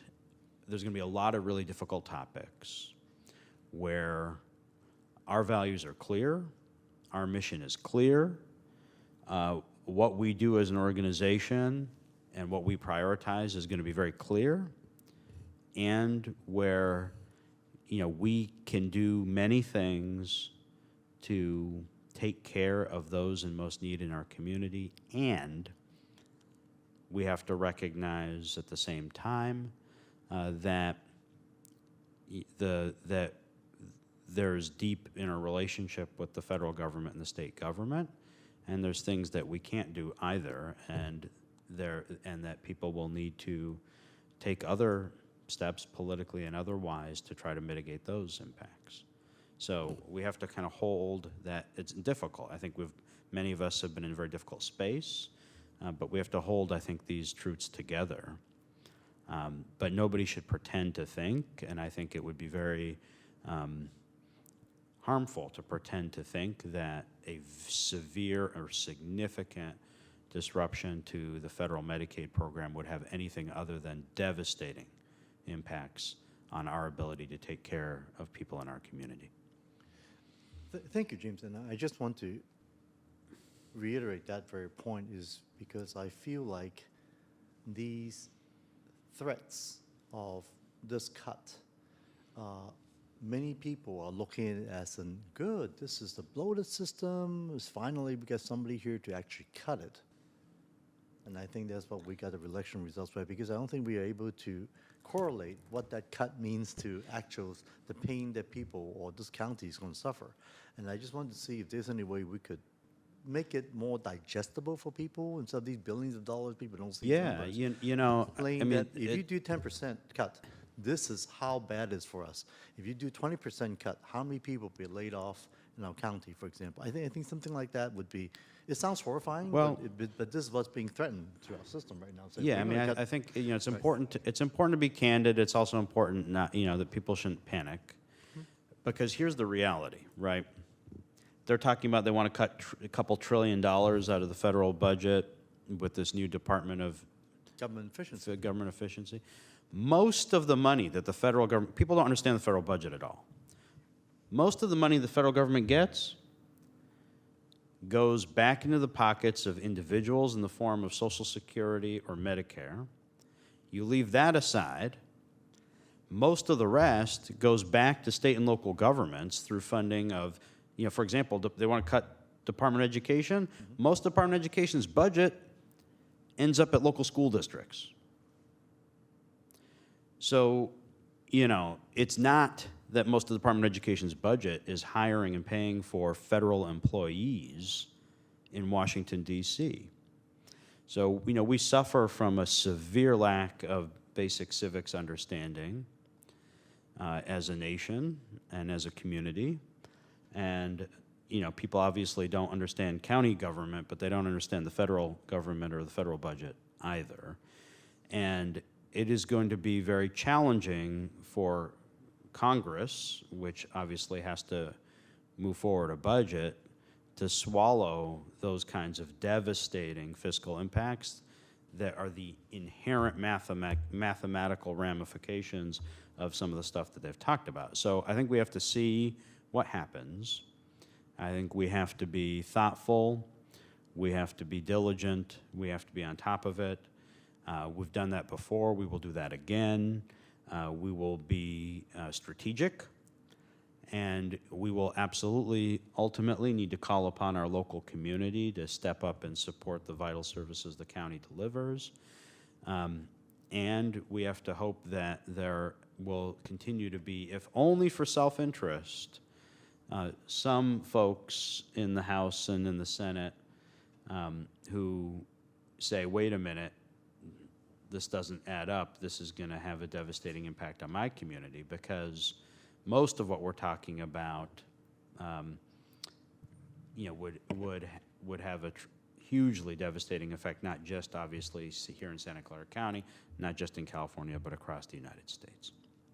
Thank you, James. So in line of that, Supervisor Ellenberg, I would like to amend our motion to add this one ask for our administration to look into, is providing some more easy to digest, understanding explanation of the federal budget and our county's budget to the public. I think it's a very important project to do, so that we could explain this to folks on a day-to-day basis, how our money is being spent. And I think that's one of those disconnect that we have of our community, that people don't really know how we spend our money, for example.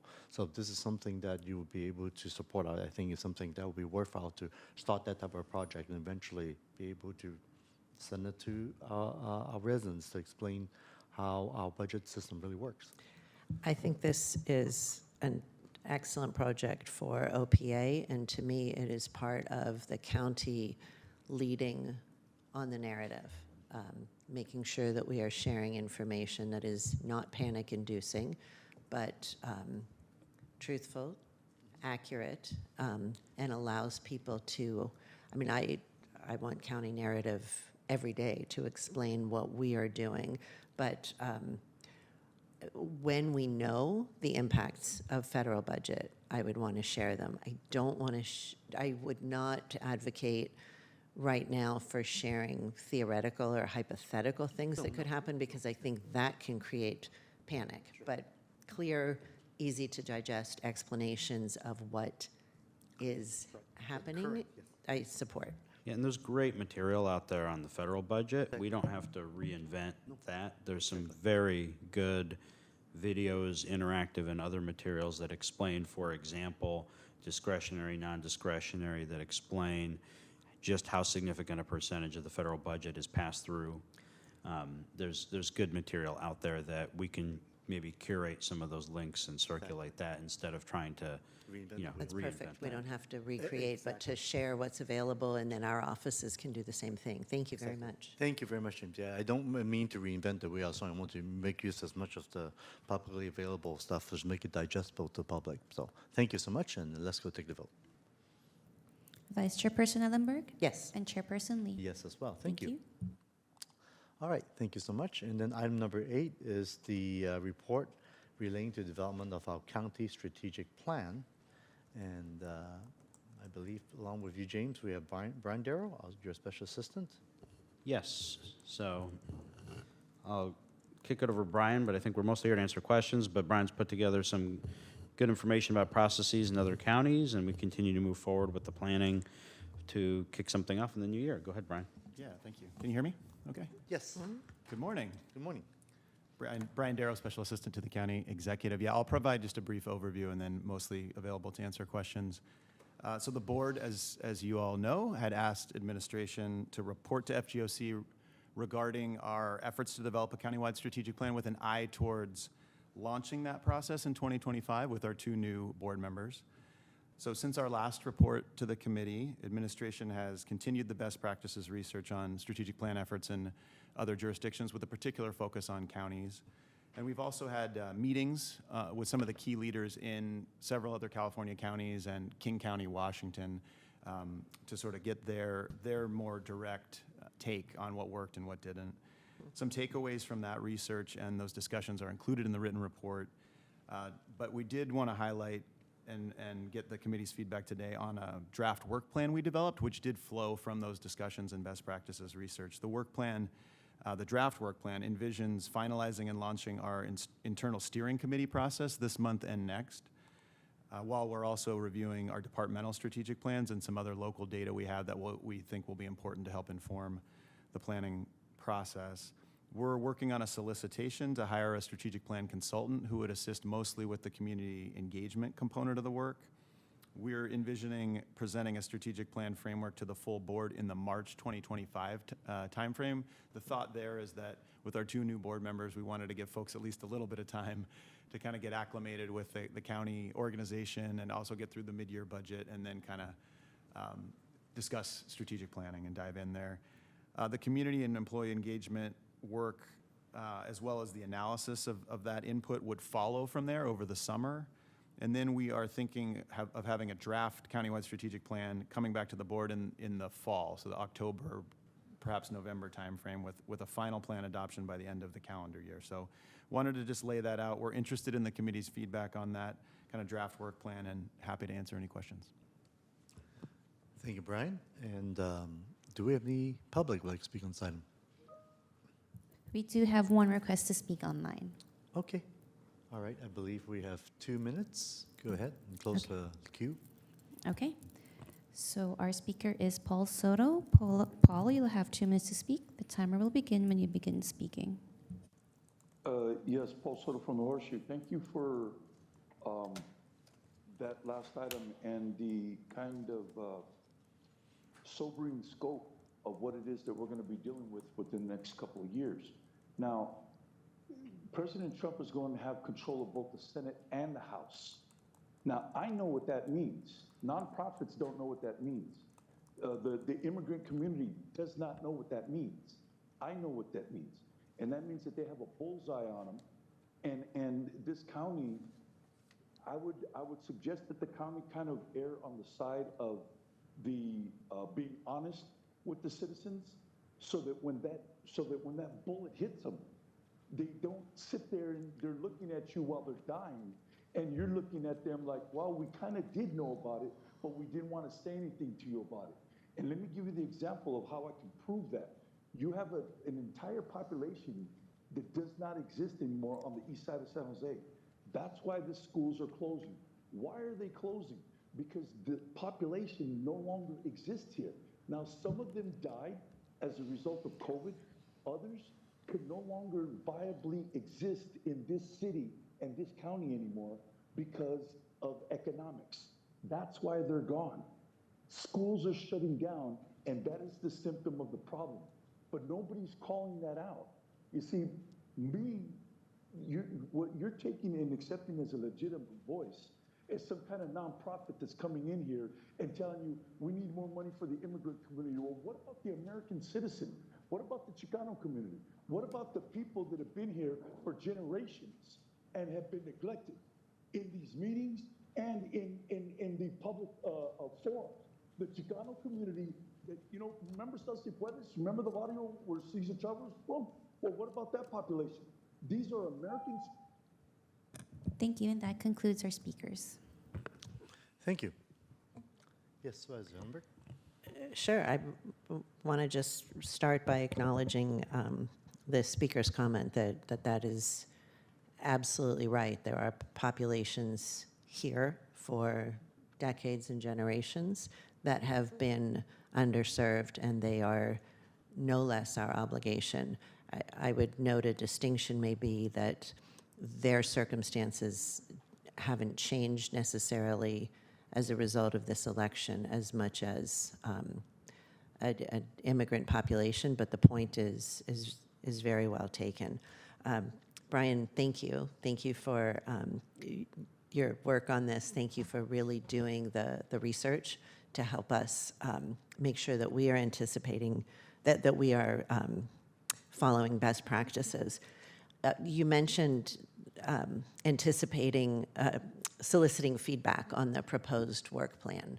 How are you doing that? Well, we were actually interested in the committee's feedback on that today. So as a first step. I'm happy to start with that, but I'm interested to know whether there's a community engagement process for this part, or just as we are implementing the work plan, that's when the community engagement piece will kick in. Yeah, the way we're thinking about it is we'd be we're in the process of setting up the internal steering committee, so that's county departmental staff. So the folks who would need to be implementing the plan, we thought, and this was a best practice we saw from other counties as well, but important to kind of get not overly large, but a key cross-section of departmental leaders. And we wanted to run this work plan by them and also the community engagement strategy by them. We're thinking when we first bring this to the board, we're thinking the first part of the work plan is less of a, time frame for community engagement, and it's more after we've done that first check-in with the board about what the goals are, what the initial framework we're thinking is, and then we would be soliciting kind of feedback from the board and community at that point on the timeline and work plan going forward, as well as kind of the process for engaging the community. I really appreciate that clarity, and I think it's sensible. When you say a cross-section of department leaders, I want to make sure that we are pulling some folks from all levels of our county, because hearing from line staff, direct service providers is going to be a really important piece. And if this internal committee is perceived and truly is only an upper management group, I think that would be problematic. I think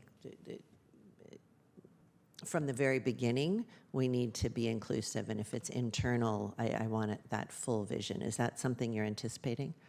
Yeah, that's a good point, and we can certainly think about that. I think what we saw other counties do, it did seem like it tended to be, often department heads were involved, but what was clear is there was, in each case, this rang true with pretty much every county we talked to, the importance of engagement, not just of community, but of employees. And there's a lot of different ways that was done. So I hear you, I hear you on how do we kind of do that, front load that? How do we get people right at the very beginning who are from across the organization? And I would think about our biggest, we know that SEMA folks are middle management. I would think about representation from SEIU, from RNPA, from SEMA. People doing direct service work. They represent our biggest employee groups. They may have really helpful suggestions about how we engage employees at large, and again, are just critical voices representing the majority of workers in our county. Yeah, we can certainly look at how we might structure that. Great, thank you so much. I wrestled a little bit it came out agreeing with you, but I just want to share the challenge I had. Of course, we start with our existing mission statement and values. Starting with strategic priorities, first felt like a red flag because are we predetermining the outcome before the process even begins? But really, in thinking deeply about that,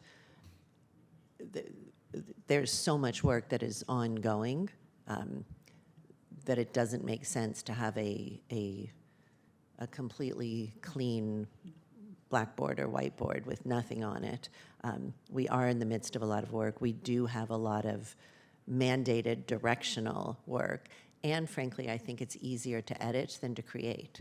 If there is pushback about one or more of these priorities and arguments made as to why they're not the right ones, I feel that there is still legitimate opportunity to shift if needed. But I just wanted to tell you that I got to where you are, but it wasn't instantaneous. So thank you for that. I agree, engaging with a third-party consultant makes sense, but I want us to be really careful about not boxing ourselves in. And when we have third-party contracts, and I'll use the ATI external facilitators as an example, there was no flexibility in, well, we need an additional meeting. Well, we want to do this in person and not on Zoom. So if we are engaging third party, we need to build flexibility into that contract for unforeseen circumstances, for a stakeholder group that perhaps we all overlooked and comes up later in the process, so that work can be added. I understand that may change contract pricing, but I don't want to hear from a facilitator, no, we can't do something because it's not in our contract.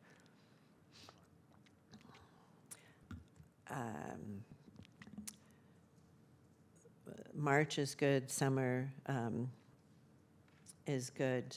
Let me just. I would just note, I think this is a very aggressive timeline. Yes, it is. Very aggressive timeline, so it'll also be dependent on how quickly people actually can engage with the process, and given what else is going on, I think we need to acknowledge that too.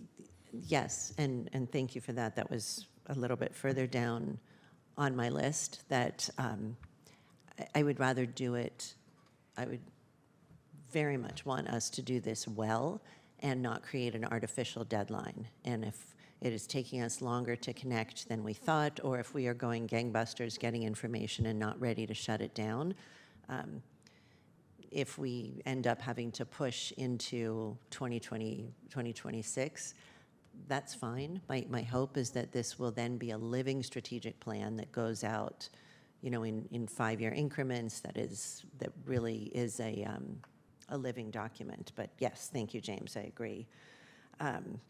I think community engagement needs to also be an education process, so that expectations are clear. What the county does, what we don't do, where our funding comes from, where we have flexibility, and where we don't. So I think that kind of elevates the level, the expectations of what community engagement will look like, because it's not just showing people and saying, hey, what do you think, and put colored stickers on your top priorities. I think this is going to have to be very well done. And generally, when we undertake things, we do them quite well, so I'm not. But I really just want to appreciate that comment a lot, because I think that is so pivotal to all the community engagement that we do. It's so easy for us to assume a level of baseline knowledge about what the county is and what the county does, and take that for granted walking into a conversation where, for most folks, government is one big category of things, and they don't care if the service is coming from a city or a county or the state or the federal government or whoever. Mm-hmm. They care about the quality of the service, and the service is there for them when they need it. And the county level of government is so, as you know, Supervisor, but is so complex because of how deep the relationship is with the state and how we perform so many state-regulated and mandated functions, where so many policy decisions are made for us at the state level. That's a really important thing, too, and I think it's part of being very honest with folks about this is what we can do, which is incredible, and this is what's dictated to us, and how those pieces fit together. I think it's absolutely pivotal, because otherwise you create a wrong set of expectations around what we do and what we can do or what we're able to do. Right. And that can get things really off track. So I'm going to go back again to our Office of Public Affairs and Communications, that we need, in this engagement process, we need materials that we can give to people that really do, just the way Supervisor Lee talked about explaining the federal budget. We need to explain in graphics and limited narrative how the county works. I will certainly want to make sure that we are reaching out in concerted ways to, we already talked about our employees, to our nonprofit community, both partners and organizations that don't necessarily partner with the county, but we can get the word out there. I think the both small and large business community are critical voices that we need to hear. And really at the top of my list are the users of county services. We want to know what's lacking, and their feedback may be much more operational and not strategic in terms of big goals, but just we are a customer service organization almost before we are anything else, and our customers, clients, patients need to be included in that work. I would also, this is my final recommendation, each supervisor obviously can do what they like or handle this in any way they choose. My recommendation would be support for each of us who desires to do so, a town hall in our districts. And depending on the size of the district, I probably don't need more than one. D1 may need a couple, but we have neighborhood connections, neighborhood leaders, residents, and it's a great way for us to expand engagement that way as well. So thank you. I'm really excited about seeing this get going, and I will emphasize again James' point that I want to do it right, not necessarily lightning fast, but promptly, efficiently, which is now becoming a bad word. Thank you, Elon Musk. Do we have a motion yet? Okay. I will move receipt of the report with the additional direction regarding community engagement and an internal working group that includes line staff. Now second that. Okay. Yeah, following the same chain of thought here is, as we heard earlier today on the different item, when we try to communicate, we're trying to communicate at the 5th grade level. And I think sometimes we need to remember that when we produce these graphics and explanation, we really need to think that way in order to, I don't like to use the word dumb down, that's not what it really means. It just makes it easy to digest for the public. I do the same thing for my staff, trying to say, you know, when you make speeches for me, try to use less syllables and make it easy for people to understand. I think that's crucial to make sure that the information is truly digestible, understandable for the public, number one. Second is, I really like to comment on the best practices you're able to get from different counties. I'm always big on trying to copy and learn from other best practices from other jurisdictions. And one of the things that was mentioned is the SWOT, the strength, weaknesses, opportunities, and threats analysis, and something that I hope that we would incorporate to have that in place before we do the actual strategic plan work. So knowing where our strength and weakness, of course, is absolutely important. All right, it's like you need to aim before you shoot, right? So this type of idea. Yes, go ahead, Brian, you're going to say something? I was just going to say, yeah, that's what we were thinking as well, so. Great. Appreciate the comment. Okay, all right, and that's all I have. Ready to vote? Vice Chairperson Ellenberg? Yes. And Chairperson Lee? Yes, as well. Thank Thank you. you. And then we move to our final item for the day, item number 9, which is the Facilities and Fleet Department relating to food services at our county facilities. I believe we have Michelle Seen, our Director of Financial and Business Operations today. Just in time for lunch. Yes? Oh, good afternoon, I'm Good sorry. afternoon. Yes, I am here to answer any questions. I don't have a presentation, but Sure, no worries. First of all, do we have any public on this item? We do not have any requests to speak. All right, close the queue and ask Supervisor Ellenberg any questions you have. Can you do your questions Oh, sure, first and then come absolutely, back to happy me? to do so. Thank you.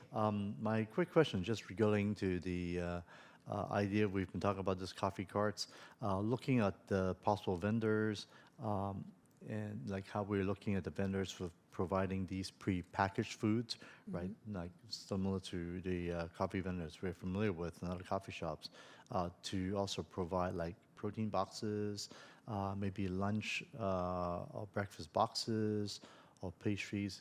Are these things that we could also look into in the future? yes, I believe we can. So we have issued a notice of intent to award and have a preferred vendor for the, or a vendor that we're negotiating with. And the RFP did include, they had to, make custom drinks, so to speak, meaning cappuccinos and lattes, but also have a variety of prepackaged foods.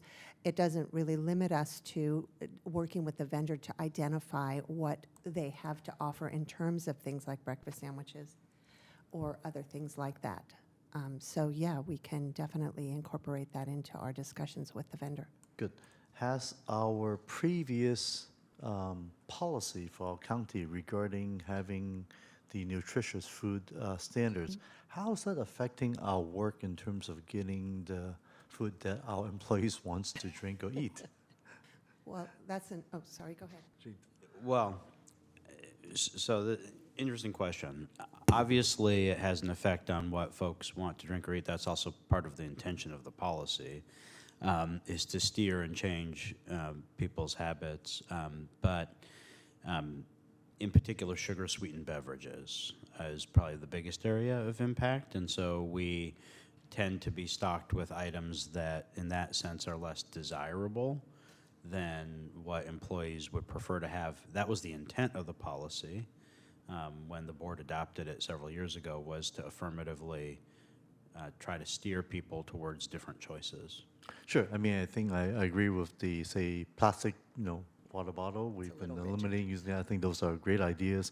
But I think at the same time, there's also some common sense and what I call flexibility we could potentially build in. So I'm just hoping that maybe when we come back with it, if there's a certain part of the policy that makes it too hard for us to do our work for items that employees really wants to have, I would like to add a little bit of that flexibility into it so that we're not tying our hands behind our back when this is what people are screaming to have. I don't mean we should be like offering like Twinkies or donuts. I mean, I'm not saying going that direction, but I'm saying I think in terms of some of the other areas, I think there are certainly things that is maybe not the most healthy, but at the same time could be. Yeah, I mean, I think we need, so it's a board policy. So We could update the board So the policy. board, right, can obviously change it, but just for clarity, the policy is essentially a ban on the county utilizing funds for sugar-sweetened beverages. So that would include, for example, regular sodas or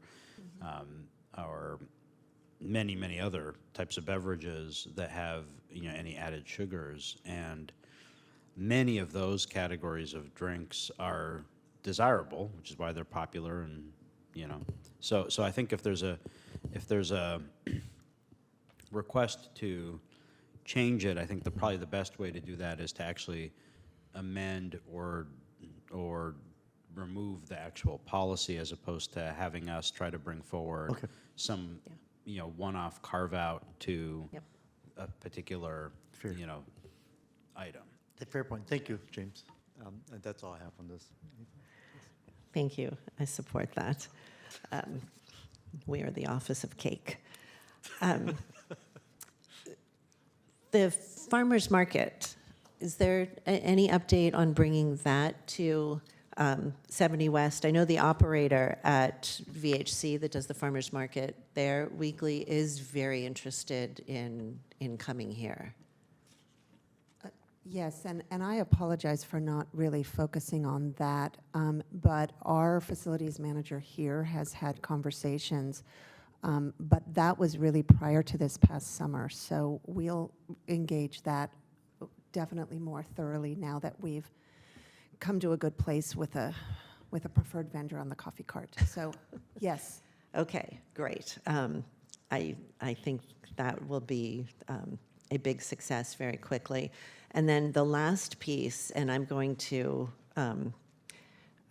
bring this up again through PSJC and Dr. Child, but I know we had a false start with a reentry culinary program for the cafeteria downstairs.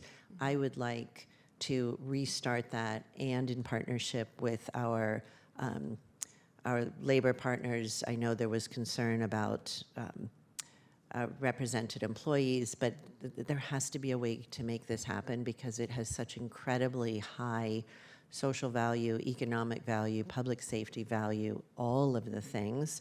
And it's a little maddening that that continues to sit vacant, unutilized for years. So if you want to catalyze that and recatalyze that and get it going, great. If you want me to lead on that and have it come back through the board, we can do it that way. Yeah, I mean, I think